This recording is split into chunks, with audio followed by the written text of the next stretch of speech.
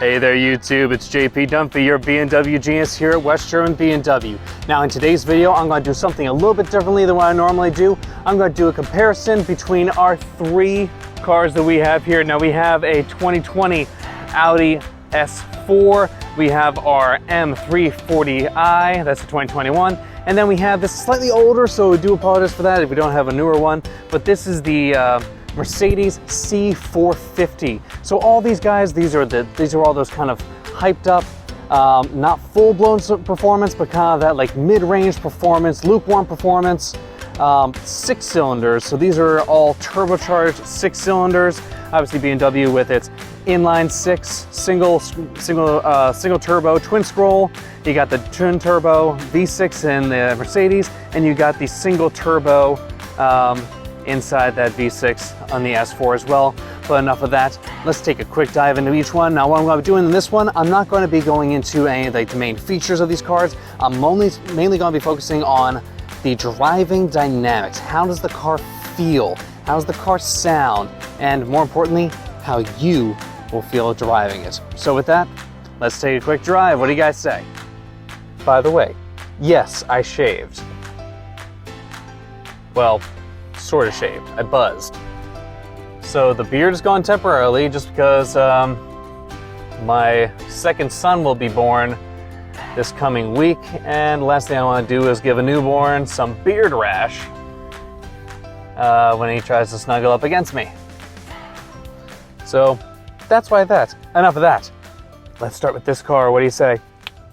Hey guys, so right now I'm in our AMG C450. Now this one has that twin turbo V6 direct injected. This is the 2016, so it's not quite as powerful as the newer one. The newer iteration makes, I believe, 385. I'm gonna put that in the description here, right? Oh, God. Okay.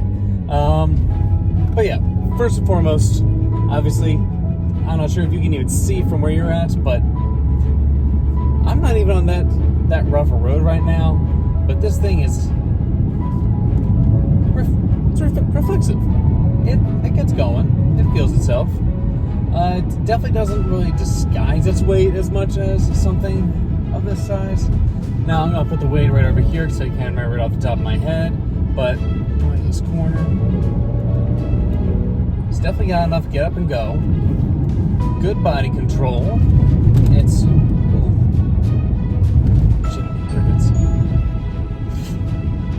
so yeah, as you are blatantly seeing from your side, this thing is not the smoothest ride in the world.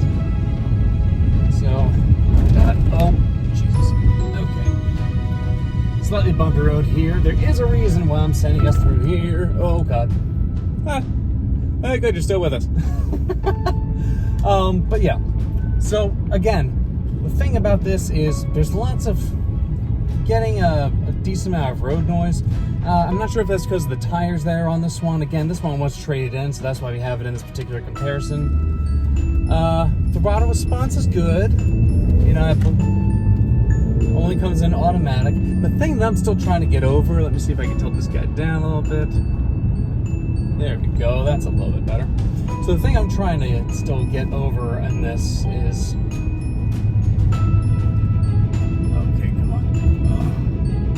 definitely feels a little bit on the heavier side in terms of in the corners. So, I mean, you're not getting as great of a, it feels very front heavy.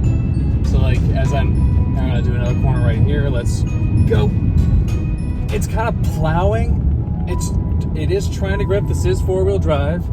So it is doing its absolute best to grip. And I have to give it props for that. You know, it is doing its absolute best, and it does well considering its weight and all that. The thing is, a lot of people say that the AMGs are... Actually, is this technically an AMG? I don't think this is an AMG. Maybe it is.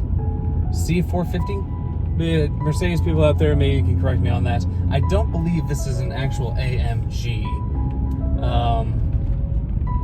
for this year, but it is there. It's supposed to be the competitor because it makes around the same horsepower. It's around the same price as the M340, and yeah, that's again why it's in this comparison. But again, driving it, there's nothing about it that seems overly eager. It's more of a luxurious style car. This is here to tell you, you are in luxury. This is meant to feel good. Now, the downside of it is, of course, as you're driving, and as I was getting this thing set up for this ride that I'm going on, I'm going to take all three cars in the same little loop here, by the way. As I'm doing it, it just feels, a lot of it seems very off. Now, unless you're a Mercedes owner, you've been owning Mercedes forever, the shifter is here on the right-hand side of your steering column. So because of that, I keep going down here and I'm touching the controls down here below me, but all of it seems, I don't know, it seems like a cheaper plastic. It's supposed to look like wood, but it's plastic. But I mean, again, this is the nitpicky parts, but of course, you know, you're spending this kind of money on a car, you're supposed to be a little nitpicky, you know? You don't want to just get a car to get a car. And again, like, a lot of it doesn't really make sense to me. So if I was about to get out of the car right now, I'd reach to right here to get the door handle. That's where door handles are. But instead, your seat controls are here. Your door handle's down here, and you gotta tilt your arm in a weird way to get to it. And that's just, let's readjust this one more time. Boop. It's down here. Now, why would it be here? That seems like a truck thing. You know, some of the bigger trucks, like F-150s, used to have the door release here inside the cup holder, but it's right here. It doesn't really make sense to me. Now, again, if this is what you grew up on, sure, it makes sense. This is what you're used to. But for anyone else that drives a car and gets into a Mercedes, the first thing you think is, God, why? Just why? Now, again, I know Mercedes lovers are going to hate that I'm saying that, but get in any other car. You guys are all going to be like, why is the shifter here? Because this is where the shifter goes. The shifter goes here, not here. It's not a truck from the 50s. It shouldn't be here. And then because of that, it overloads. I have 1, 2, 3 toggles on this side. I have my turn signal. My windshield wipers are now over there. I got my cruise control down here. Why couldn't you put the cruise control on the steering wheel like everyone else? And then the manual control for this guy, because it is automated. I don't know why I say it like that. That sounded weird. Because it is automated, not automated. Put the emphasis on the wrong syllable. But yeah, I mean, everything about it just seems off. And again, it's not that the seat is okay. I mean, I have it adjusted in every way I can. But what's strange about it is your main seat controls are up here, but your lumbar is still down here. Like, down here. Why? Why not put it all in the same spots? It just seems weird. But with the lumbar fully inflated, I don't know, the seat has good lateral support. I'm not gonna, kill it for that, because the lateral support right here is just fine for it. And in terms of like the thigh support, it's just non-existent. It's flat. It's completely flat. It has adjustability. It's good, but it doesn't seem as intuitive as BMW, in my opinion. So that's one thing I'm sort of like, But again, enough about that. When you buy one of these, you're looking for the performance. So again, this is the twin turbo, direct injected inline V6, putting out around 368 horsepower. I'm gonna double check that and put that in the description real fast, or in the lower corner, just because last thing I want is for anyone that's actually a Mercedes buff to be like, hey, that's not right. But again, let's do that. Now, I have been driving this in comfort, so comfort all around. But now I'm gonna go through here and just this thing to, oh god, it's not really fast. Adjust it to, don't need that. Oh, there it is. And I'm gonna get engine to Sport Plus, suspension to Sport Plus. By the way, that drive over was with suspension on comfort. What didn't feel, it's not harsh, but it's not comfortable. Steering sport, auto start stop off, and comfort for, I'm gonna put that into eco for everything else. All right, so now with that, let's make this as dynamic as humanly possible. And what we're gonna do is the normal launch right up here. We got a couple things. Doesn't shift super smooth.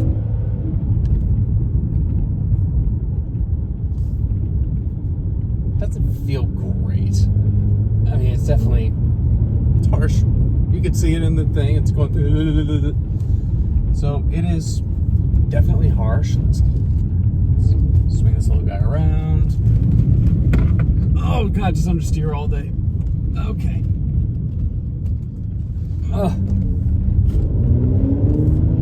It sounds okay. I mean, it sounds okay. It's not horrible. I'm not hearing as much of it inside the cabin as I'd like to. But if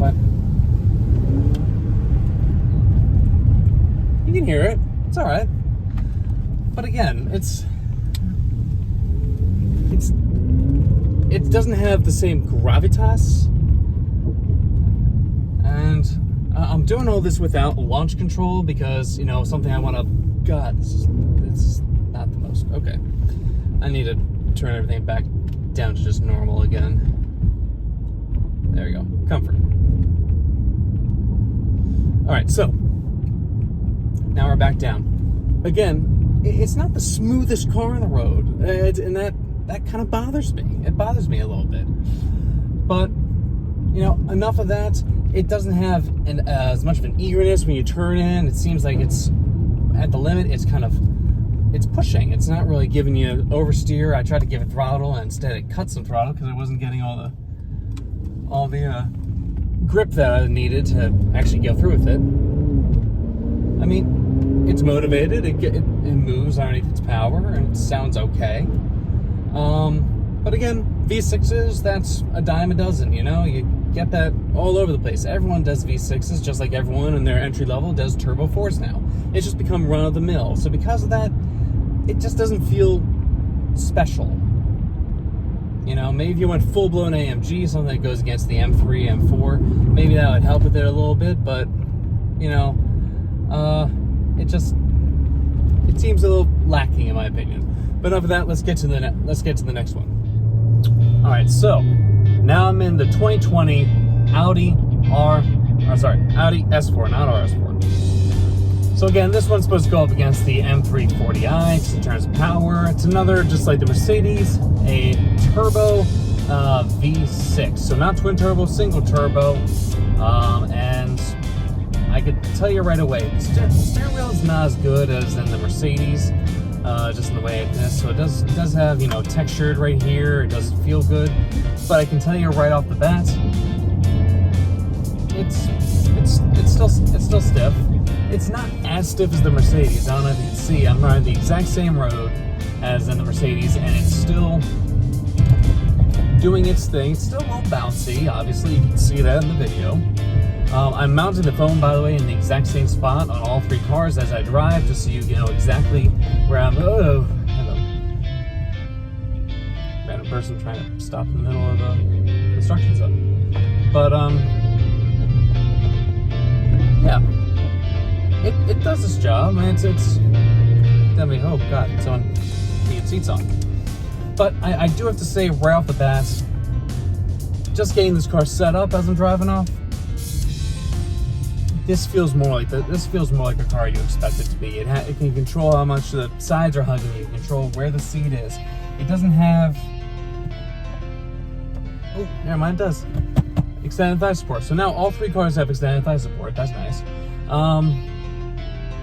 The seat definitely grips you more than in that Mercedes. Now again, I just want to refocus this for a second and say that Mercedes is a 2016, so it's gonna be a little more worn, whereas this one's a 2020. It's barely a year old, 3,000 miles on it. So all that is something to take into consideration. So take all this with a grain of salt, and also remember that I do work for BMW, so obviously I do have a slight bias for this. But I used to work for Audi myself.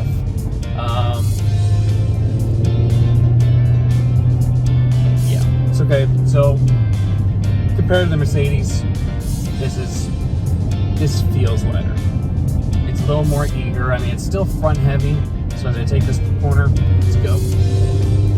It still pushes, but it's at least trying to pull itself back in. It's not just letting its weight throw itself around. So because of that, it definitely feels like a much more eager car. If I get up here for a second. There's a little bit of a deeper howl than the Mercedes. Now, I know some people say Mercedes sound great, but I don't know. I personally don't hear it. But, you know, I feel like most V6s sound like a V6, you know, and it depends on where you're putting the mufflers, where you're putting the resonators, and that's basically how you change it. But they all have the same bass to it. So this one does have that same bass. It has a little bit of a deeper howl to it, so I personally like that better. The steering wheel feels a little thin to me. I mean, I like thin in here and thin down here, so it's definitely sporty and all that. I forgot to change my rearview mirror here. So it definitely feels sporty in that sense, and of course I appreciate that. You know, it's a little more generous with the way that it actually handles its weight. So because of that, I can do all that. You can also change the drive modes. It's a lot more intuitive compared to the Mercedes. Mercedes, everything was just sort of like, eh. But I mean, this at least has a touch screen for the main radio. All the HVAC controls are easy and right in front of you. They're easy to read, easy to find out. You don't have to do some weird searching through the menu. And there's, you know, hard volume button, everything you need. That makes it easy and straightforward. But the one thing I don't particularly like about it is, I know this is a personal preference here, but the digital dash in this one, you can either make the map the entire view of it, which is fine, I guess, or you can make it like a smaller chunk. They have like a sport view similar to like the M cars. So when I press the view button, it kind of goes into that. I get the speedometer, consumption on the right, and map on the left, and I can change whatever's in that little section by using this little button up here. So driver control, all that. Now again, on this, things make a little more sense. And again, you still have 3 stocks, but at least your windshield wipers are on this side, not your shifter. Your shifter's down here where it belongs, you know, where a car belongs. It belongs on the physical transmission, where the transmission is. I mean, maybe I'm weird, but that's just what I think. So you got that. You have the normal touch controls, everything you need over here. What is a little strange about this one is your lane keep assist is on the tip of your lights and turn signals. That's a little weird for me personally. And then you have a third one down here for your cruise control. Now, the nice thing that they have up here is they have, you know, consolidated things, make it a little bit easier. View, all the menu options right here. Scroll through it this way. Volume up, volume down over here for your radio. Steering wheel heater right here. And, you know, basic controls. And of course, drive control is right here. You have a drive selector, so I can just go straight from comfort to dynamic. There we go. Automatically puts in sports shifter, turns off auto start stop, just like BMW, just like Mercedes. You know, it's when you're having fun, you're in sport mode. You don't need the efficiency stuff. You're having fun. So with that, let's give it a quick send down the road. I'll do some back and forth, turn it, see what it's like at the limit, and here we go. Definitely more motivated right off the line, so it's not letting its weight hamper it in any way like that. As I get to the end here, boom, boom, boom, is definitely lighter on its feet. Definitely lighter on its feet. And turn. Okay, still pulling a bit, so it's not as eager in the turn as I personally would like it. But the Audi Quattro, obviously all these ones have all-wheel drive, so the C450 that had 4MATIC. This one has Audi's Quattro. And for those who don't know, Quattros did start to send more of the power to the rear. It used to be a primarily front-wheel drive based system, but with the newer A4, which I guess is now 4 years old, I believe. But with that, they started sending 60% to the rear instead of, it used to be 60-40 front to rear. Now it's 40-60 front to rear, so it gives a little bit more, it gives a kind of more of a BMW feel, because BMWs are rear biased. So something to think about. Now again, in terms of the actual feel, it sounds good. It sounds good. It's not as and in terms of everything in front of me, it's definitely more intuitive. Like you don't need rocket science to figure out all of it. The one thing I did notice is it didn't seem to give me Apple CarPlay wirelessly. It did say plug in for CarPlay. Yeah, a little USB down here. There is a wireless charger down here in the center console, so that's helpful. Let's make a little turn here. And it has all the safety systems similar to Mercedes. I apologize, I didn't go over the safety systems in Mercedes, but lane keep, adaptive cruise control. This one does not have the adaptive cruise control. However, it does have something down here that I have not seen before, and that's basically a child, looks like a child lock for the rear doors. So if you have kids in the back, you can put the child lock on from up here instead of opening your door and flipping a little tiny switch to do your child locks. That's kind of cool. I actually do like that. Well done, Audi. That's a nice little touch that most people don't tend to think about. So that is cool. That is well thought out, and I would definitely give Audi a point for that. Now again, compared to Mercedes, it has much more eagerness, and I know I keep saying it over and over, but I do have to stress, I have not driven the latest Mercedes to go up against these two cars because we only have a 2016. So again, the newer one has more horsepower. They gave it up to 386 horsepower, if I remember right. So yeah, and this one has about 365. I'm gonna put that right here in the corner, by the way, since I didn't do that earlier. Give you horsepower, torque, weight, all that. And again, yeah, this, you can just see in the video, it's not shaking as much. It's a much more, it's still eager, it's still planted, but it's not rough, even in sport. It's not outright rough. It is stiff, it is not rough. So with that, I'm gonna pop this back down to comfort. And quiets it up a good deal. If I get on it, it still says, you know, hey, yeah, that's cool. Right now it's telling me that I'm coming up to an intersection ahead and to slow down to get more efficient. That's cool, I like that. You have your heated side mirrors right here on the sides. Easy, quick fold, whenever you want them.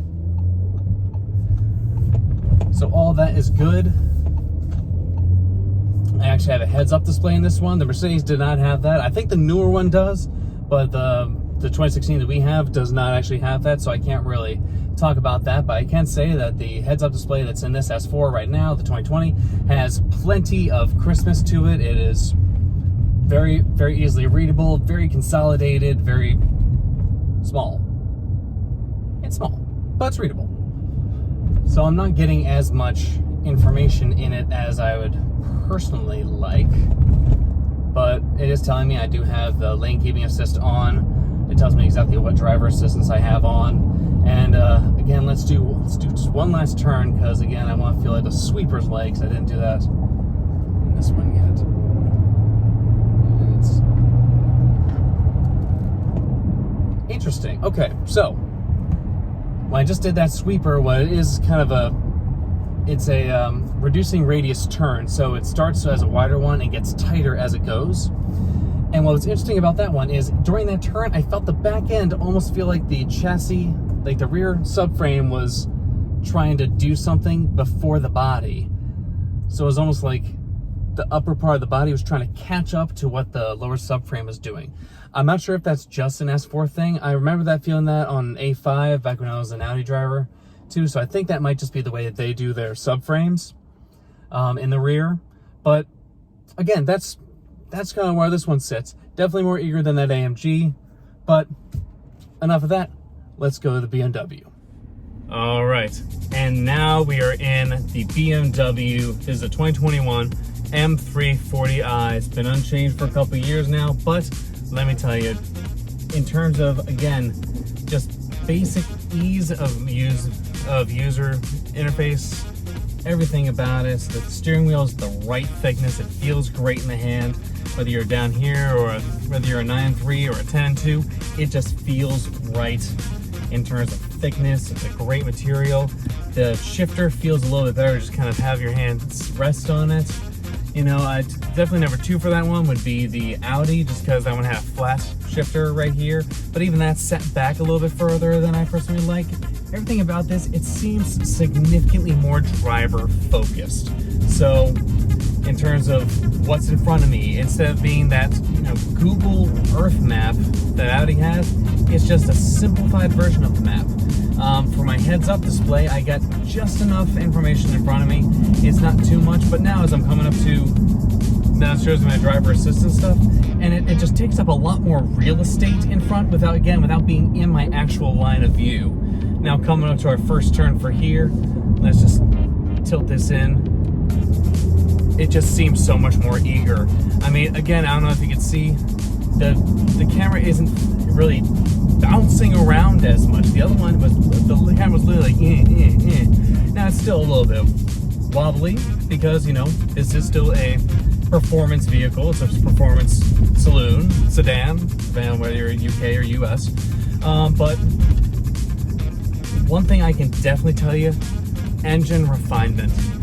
You know, there's something about an inline six, which the other ones are V6s. That was the part that was like super bumpy in the other ones. And again, I'm feeling it in here, but it's not as intense. It's much more, this is luxury. This is the perfect blend of luxury and sporty.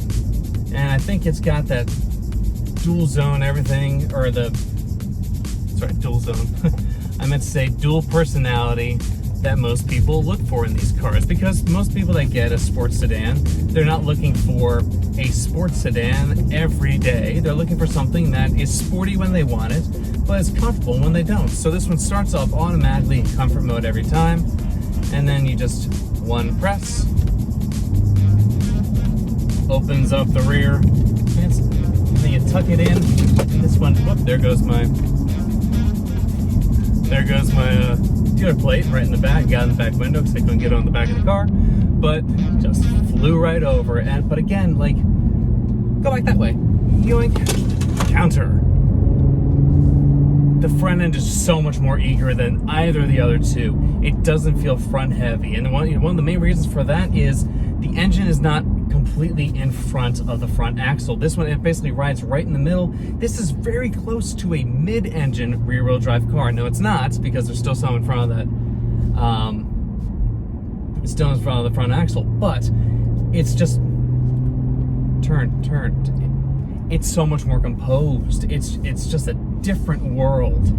I mean, yes, they're all performance sedans. They're all, you know, they're not the lukewarm entry-level turbo 4s that all three companies offer in the same segment, but it is just, it's there. This is it. There's the balance on the road in terms of just comfort, sport, and then just front to rear balance is just better. It just feels so much more planted, so much more eager to play with you when you want to play.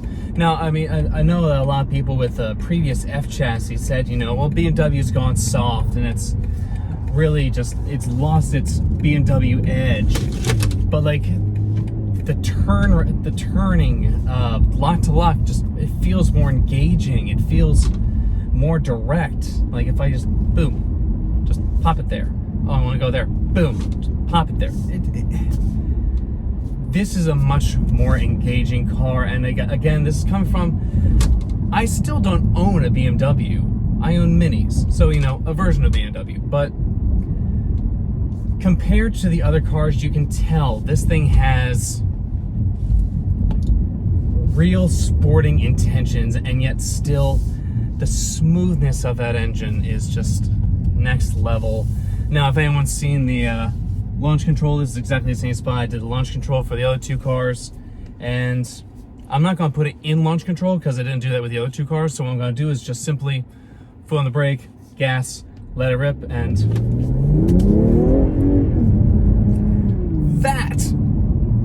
that is an eager car.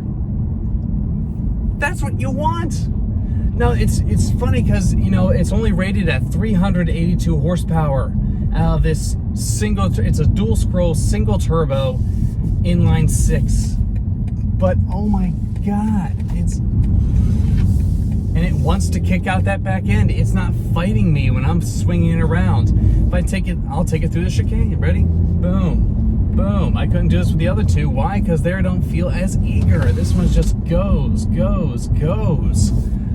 This is what a sports sedan's supposed to feel like. And again, if you don't believe me, you need to actually take these things to a limit. You have to actually take it to exactly where these cars thrive, or where they're supposed to thrive. And the thing is, I know I work for BMW, but I can honestly say this is a more eager car. It feels more refined. You can still feel the road without it punishing you, or it still feels enthralling. And I did all that on comfort mode. I wasn't even in sports. The other ones I switched to sport to do it. Again, I highly encourage anyone who's in the market for one of these cars to drive it. Actually drive the car. They're all going to be fine for your just day-to-day putting around. That's fine. What matters if you get a sports sedan, an actual sports sedan, and you can't afford the full-blown M cars, the RS cars, or the top-of-the-line AMGs, you need to drive them. Why? Because you can't get the true experience of what these cars are supposed to be unless you actually take it somewhere near its limit. Even if it's 80%, you can tell the difference in that 80% and how it handles. How the chassis response in this car is so much more responsive. I can tell this thing has as close to a 50-50 weight distribution as possible. Why? Because it is eager. It feels like it rotates around you instead of at your feet like the other two. The other two, of the other two, the AMG felt sorry about that. So I got caught up in the middle there. Anyway, what I was saying before I put my phone in airplane mode, which I should have done earlier. So sorry about that. But again, this car is just so much more engaging. The AMG just feels the least engaged. It feels like it tries to pull you through, but it's like it's trying to work around something. I can't tell if it's the electronics or the weight or both.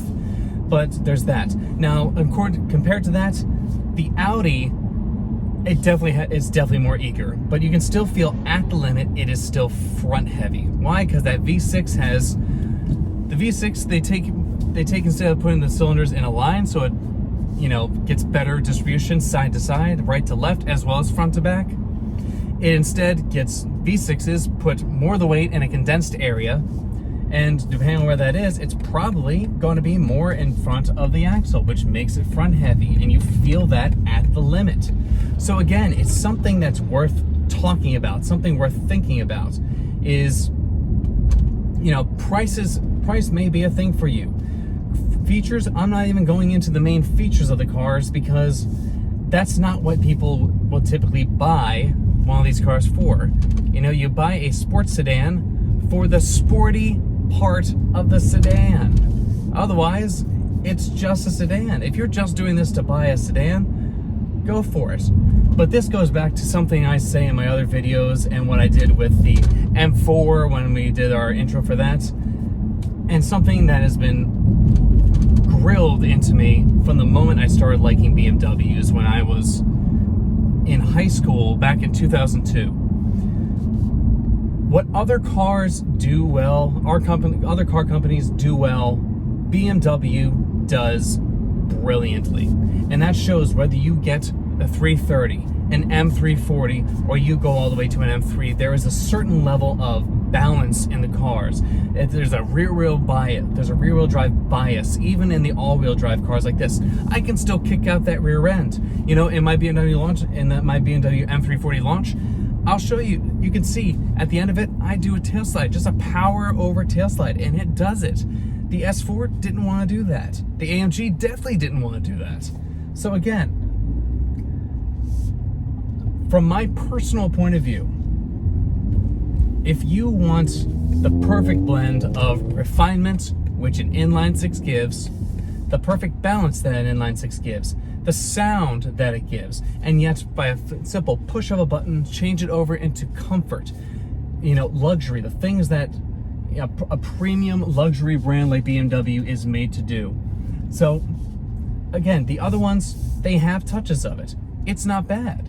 You're not going to be hurting on a daily basis if you get any of the other cars.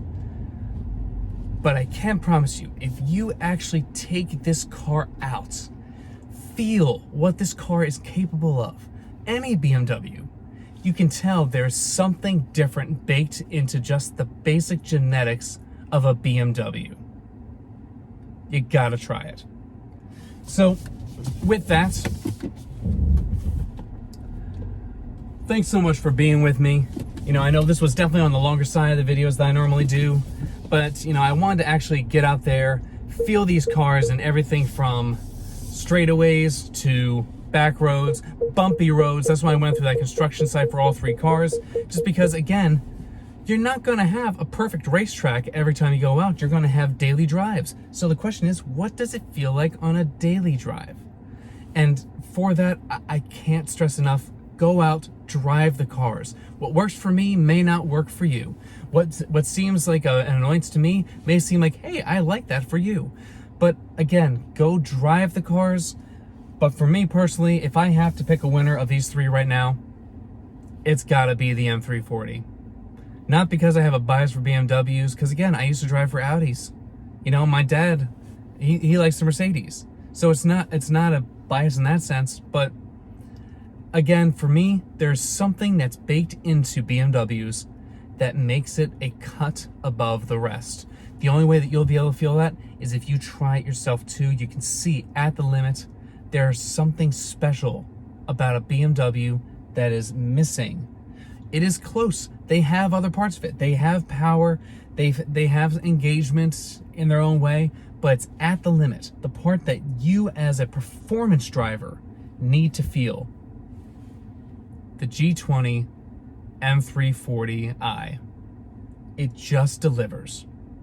Come on into West German BMW, feel it for yourself. I really encourage you. I want you to get this experience in your life. Why? Because this changed my view. I didn't like it. Now, my first 3 Series since my M3, I used to have an E46 M3. Since that was the F20.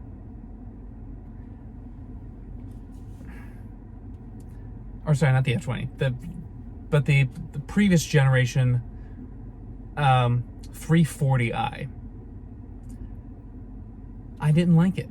I really did. I believed everything that they said when they said BMW has lost its edge. And I honestly think it did. But driving the G chassis, it brings it back. This is back to the engagement that you expect back from the old E36, E46, those cars that actually really grabbed you from BMW. It is back. I really want you to come try it for yourself to feel this. With that, thanks so much for being with me today. And, you know, thanks for joining me. I really appreciate all you guys for following these videos. You know, I'm trying to crank out as much of these as I can. For the month of April, I'm not going to be making these videos much because I'll be on paternity leave. My son's going to be born at the beginning of this month. Mainly because he's got, you know, an eviction date set for the first week in April, so you won't see me for a little bit here. But again, comment. I'm going to be checking the feed every single day. When you have comments, I want to hear what you think. I want to see what videos you want when I come back later in April. And once again, thanks for being us. If you like what we do here, like, comment, share, and subscribe. You know, anything we can do to get more people onto this channel, we greatly appreciate it. We appreciate our subscribers we have already. We couldn't do what we do without you guys being here to watch and get us to where we need to be. So thanks again for all our subscribers now. Everyone who is not subscribed, which by the way, I see those, I see the things. We got about 20% of people that watch this are subscribers. That means 80% of you are not subscribed. Subscribe. See what we can do. Get notifications. Push that bell button. If it exists. I think it does. I think it still exists. Everyone else says push the bell button. But do it. Get the best of this. Get the most of your time with us. I know this is a really long one. Again, I'm sorry about that. But I wanted to actually drive these on the same road at the same time with the exact same amount of time in the cars to show you, hey, this is what they feel like. This is my opinion. With that, have a great rest of your day. Thanks for being with us. Bye-bye.